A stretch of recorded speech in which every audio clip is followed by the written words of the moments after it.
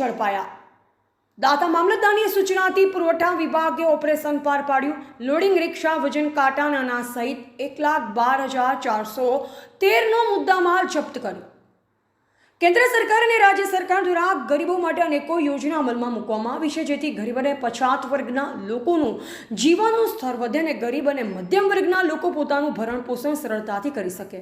ગુજરાત સરકાર દ્વારા પણ ગરીબો માટે સસ્તા અનાજનું વિતરણ કરવામાં આવતું હોય છે, જેથી ગરીબ અને સહાય લોકો પોતાનું જીવન નિર્વાહ કરી શકે। પણ જ્યારે આ ગરીબો માટે અપાતા અનાજનો બારોબાર સગે વગે થાય તો કેવું કહેવાય। ગુજરાતમાં એવા અનેકો કિસ્સા સામે આવ્યા છે, ત્યારે આજે ગુજરાતના યાત્રાધામ અંબાજી ખાતે સસ્તા અનાજ લઈ જતા 3 વ્યક્તિઓને ઝડપી પાડવામાં આવ્યા છે। અંબાજીમાં સરકારી અનાજ સાથે 3 ઇસમો ઝડપાયા છે। દાતા મામલતદારની સૂચનાથી પુરવઠા વિભાગે આ સમગ્ર ઓપરેશન પૂરું પાડવામાં આવ્યું। અંબાજીના ગુલઝારીપુરા ખાતે લોડિંગ રિક્ષા લઈ 3 ઇસમ લોકો પાસેથી સરકારી અનાજ લઈ જતા ઝડપાયા છે।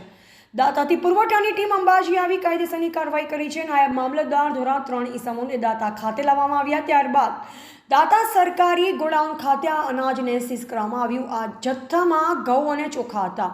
લોડિંગ રિક્ષા, વજન કાંટા અને અનાજને જપ્ત કરાયું છે, જેની કુલ કિંમત 1,12,413નો મુદ્દામાલ કબજે કરાયો છે। સતલાસણાથી અંબાજી ખાતે 3 ઇસમોમાં આવનાર અંબાજી અનાજ માટે આવતા ત્યારે આ ઓપરેશનને પૂરું પાડવામાં આવ્યું। મામલતદાર અજીતસિંહ ચૌહાણ, નાયબ મામલતદાર પુરવઠા અશ્વિનભાઈ જોશી અને સુનિલભાઈ ગઢવી દ્વારા કાયદેસરની કાર્યવાહી હાથ ધરવામાં આવી છે। કબજે કરેલ જથ્થામાં ચોખા 261.750 કિલો, જેની કિંમત 7,329 હતી, તો ઘઉં 77.200 કિલો, જેની કિંમત 2,084 અને 2 વજન કાંટા હતા, જેની કિંમત 3,000 રૂપિયા। 1 લાખ રૂપિયાની લોડિંગ રિક્ષા, તે મળી કુલ 1,12,413નો મુદ્દામાલ કબજે કરવામાં આવ્યો છે।